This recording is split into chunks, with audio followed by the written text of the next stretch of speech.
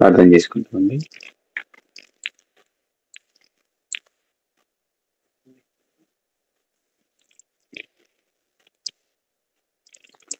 ప్రేమల తండ్రి, పరిశుద్ధుడైన దేవ, సర్వకృపాని నిన్న నేడు నిరంతరం ఒకే రీతి ఉన్నవాడ, ఎన్నడూ మారని మార్పు చెందిన దేవ, యేసుక్రీస్తు మా రక్షకుని పేరిట హృదయపూర్వకమైన వందనాలు చెల్లిస్తూ మీ పిల్లలంగా చేరి మీ సన్నిధిలో ఎదుటి మోకరించడానికి రాగలిగాను. శ్రేష్టమైన ధన్యకరమైన అవకాశం ప్రేమించి ప్రభు చేత మాకు ఇచ్చినందుకై మిమ్మల్ని స్తుతించి ఆరాధించి కనపరుస్తుంటున్నాం.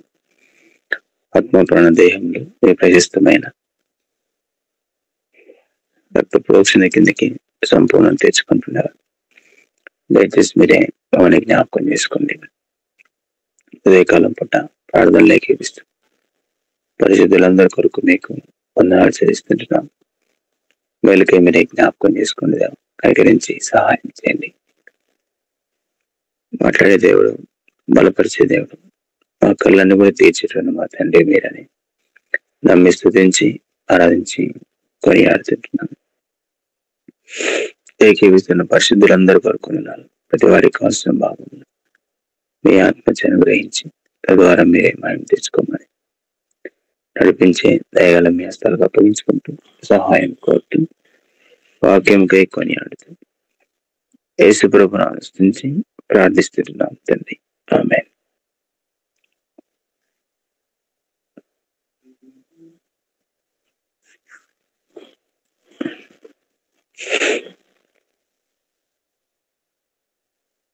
కొన్ని మాటలు చదువుకుంటామండి. సామెతలు 12:2.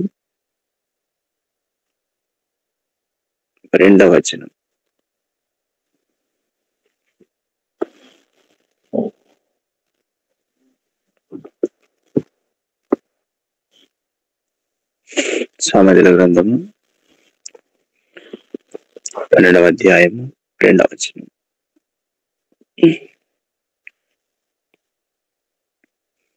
సత్పురుషునికి యెహోవా కటాక్షం చూపు,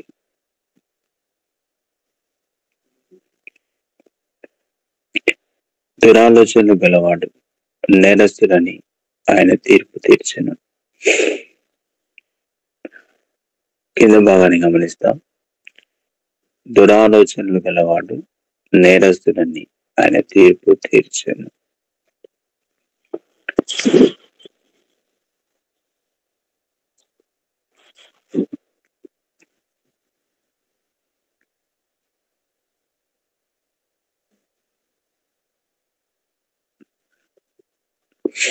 సామెతలు గ్రంథకర్త తాను చెప్పే మాట సామెత ఏమని?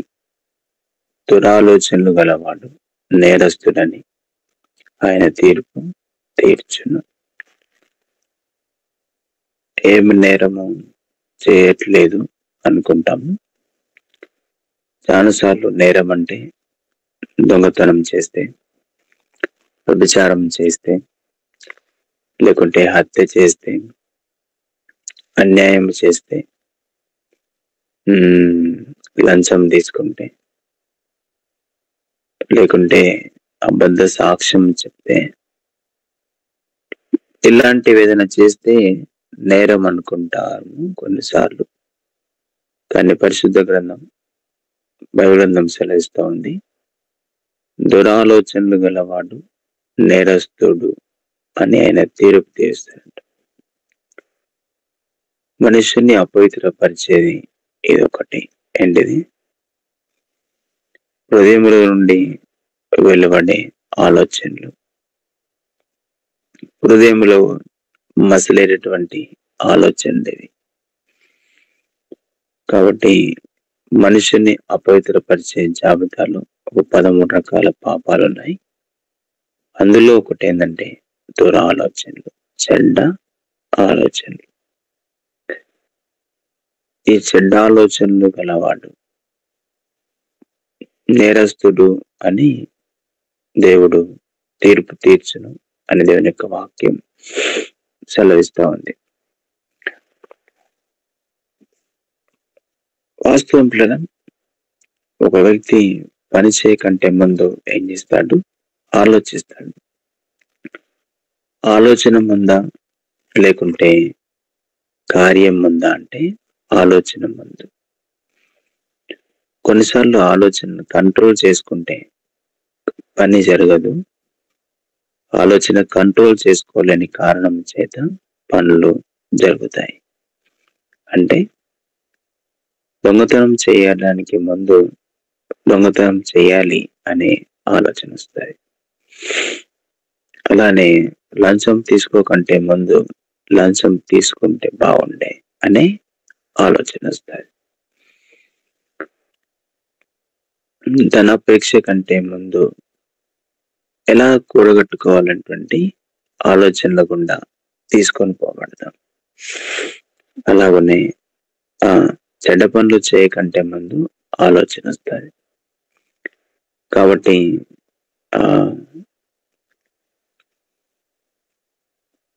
బయటికి చేస్తేనేమో అది కర్మ, అంతరంగం కలిగి ఉంటేనేమో అది జన్మ.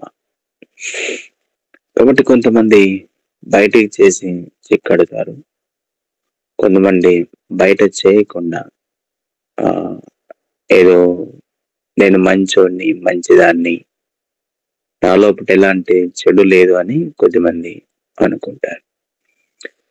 ఏదేమైనా పిల్లరా, దేవుని వాక్యం చెప్తుంది ఉదయకాలం పూట. కాబట్టి కర్మ పాపం అనగా బయటికి చేస్తే మనుషులందరూ శిక్షిస్తారు, వదిలిపెడతారు, అసమాధానంగా ఉంటారు.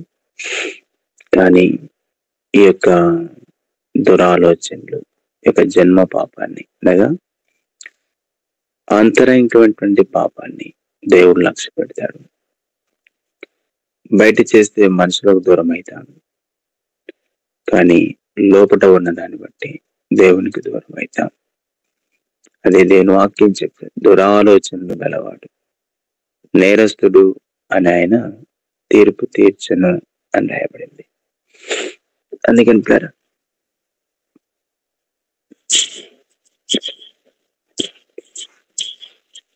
కొన్నిసార్లు బయటికి ఏం ఎరగనట్టుగా ఉండొచ్చును, కానీ హృదయాంతరంగ వైఖరిని సైతం దేవుడు ఏం చేస్తాడు? లక్ష్య పెట్టును అని అంటాడు కదా. సమయలు గ్రంథాన్ని చదువుకుంటాం, మనుషులు పైరూపం లక్ష్య పెట్టుదురు గాని యెహోవా హృదయమును లక్ష్య పెట్టును. మనుషులకు కావాల్సింది పైరూపం, కానీ దేవునికి కావాల్సింది హృదయం. హృదయాన్ని లక్ష్య పెట్టేది దేవుడు, పైరూపాన్ని చూసి సన్మానించేది లేకుంటే ఘనతనిచ్చేది స్వీకరించేది ఎవరంటే మనుషులు. లోకానికి పైరూపం కావాలా, దేవునికి అంతరంగ వైఖరి, అంతరంగం అవసరం. కాబట్టి ఉదయకాలం పూట దేవుని యొక్క వాక్యంలో ద్వారా మనము తెలుసుకున్న సత్యమైనటువంటి ద్వారా హౌ ఈజ్ అవర్ హార్ట్స్, మన హృదయము ఎలా ఉంది, మన హృదయాంతరంగ వైఖరి ఎలా ఉంది, ఒకసారి ఏం చేసుకోవాలా? పరీక్ష చేసుకోవాలి. కయీను తన తమ్ముడిని చంపకంటే ముందు ఏం చేశాడు? ప్లాన్ చేశాడు ఆయన కదా, ఎట్లా చంపాల. తర్వాత దానికంటే ముందు ఎందుకు వచ్చింది ఆయనకు? అసూయ, హృదయాంతరంగంలో ఉన్నటువంటి అసూయ. అసూయను బట్టి ఏమొచ్చింది? కోపం. కోపాన్ని బట్టి ఏం చేసుకున్నాడు? హృదయాంతరంగంలో పగబట్టాడు, తన తమ్ముని ద్వేషించినాడు. తదుపరి ఏం చేసినాడు? తన తమ్ముణ్ణి చంపేశాడు. జాగ్రత్త గుర్తిస్తాం. కాబట్టి తన తమ్ముడిని చంపకంటే ముందు హృదయాంతరంగంలో వచ్చింది అసూయ, చెడ్డది కదా. కాబట్టి ఆలోచన ముందు, కార్యము తర్వాత.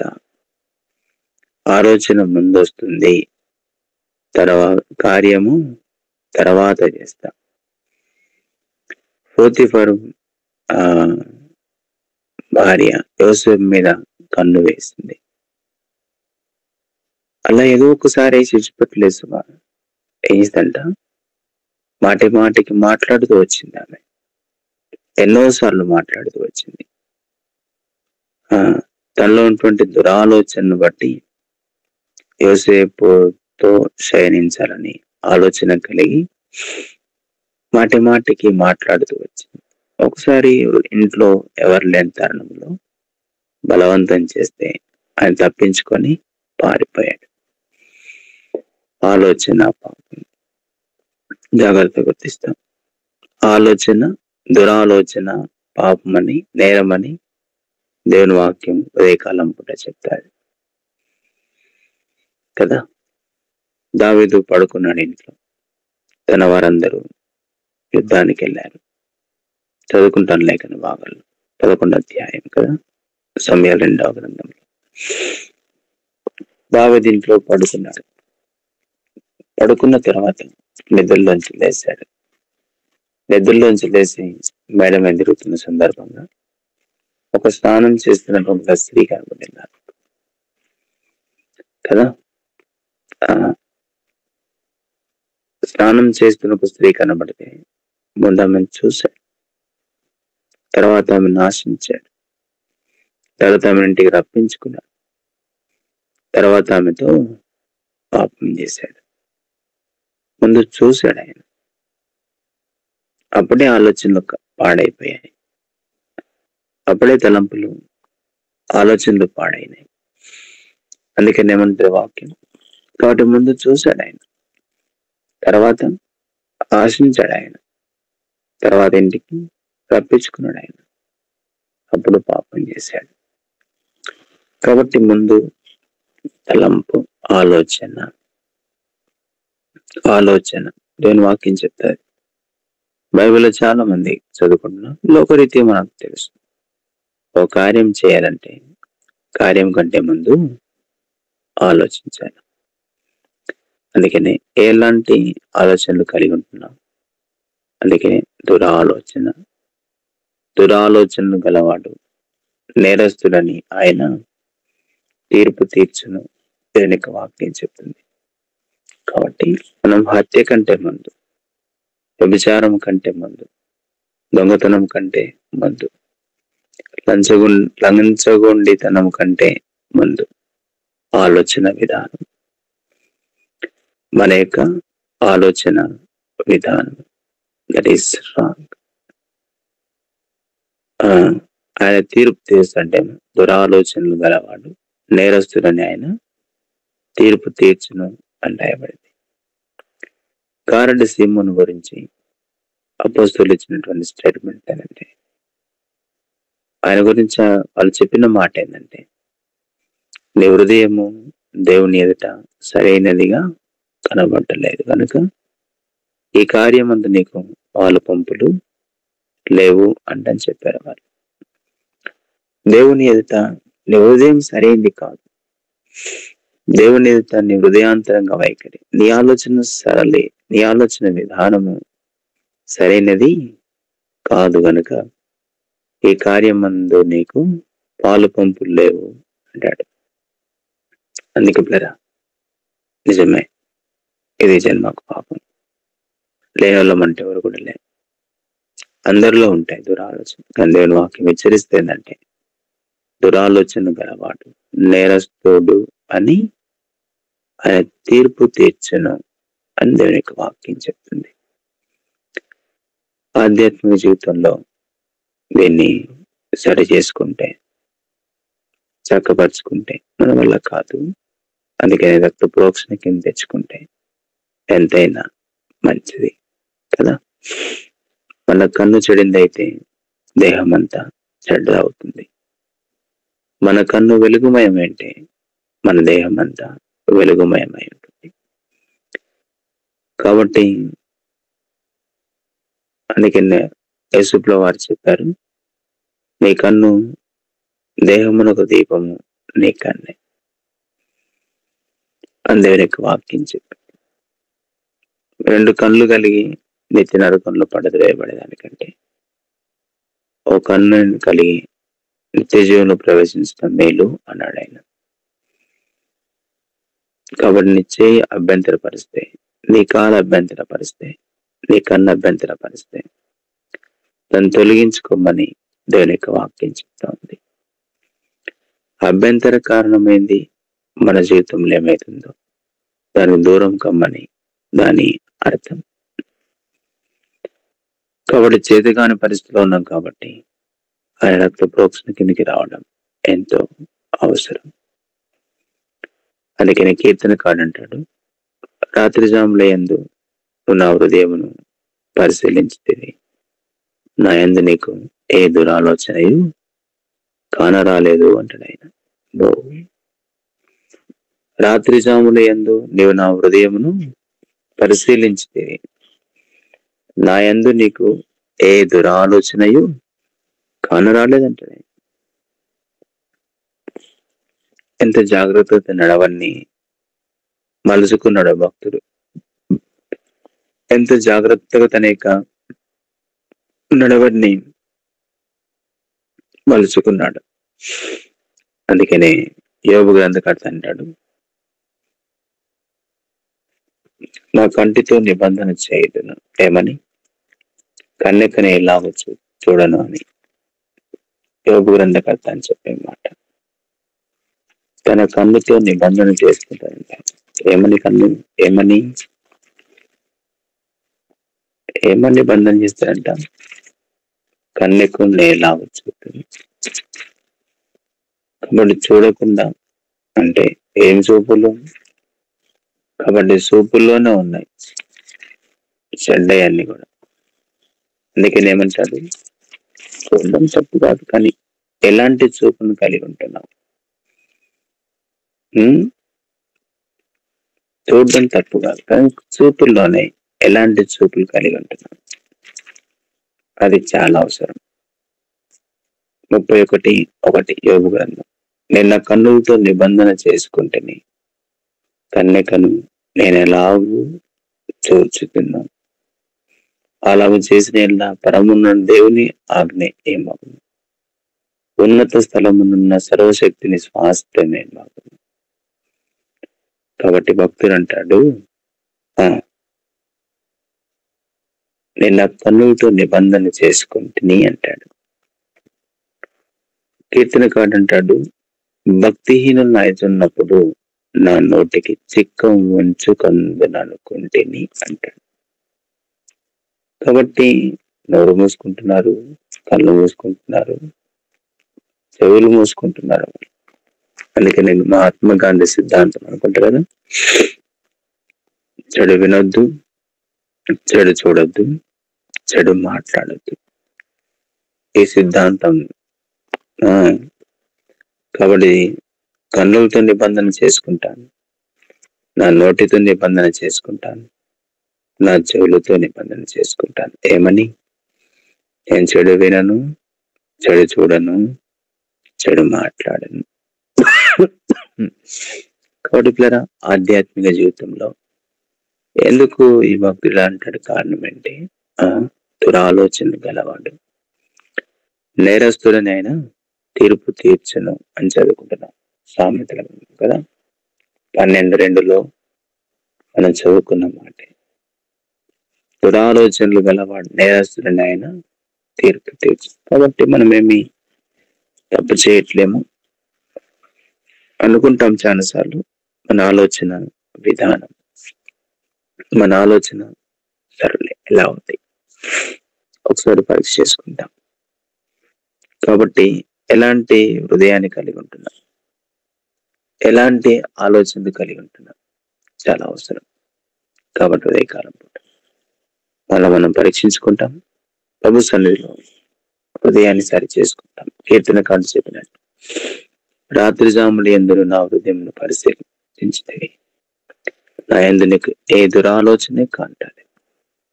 మన జీవితాన్ని అభ్యంతరపరిచేది ఏదో దాని నుంచి తప్పించుకుంటాం, నిబంధన చేసుకుంటాం. భక్తుల వల్లే నేను చెడు వినను, చెడు చూడను, చెడు మాట్లాడను, నా నోటికి చిక్కం ఉంచుకుంటాను, నా కళ్ళను తప్పించుకుంటాను, నా చెవులను కూడా తప్పించుకుంటాను. అలాంటి స్థితి గల వారమై దేవుని సన్నిధిలో మనం గడిపితే ఎంతో మంచిదో.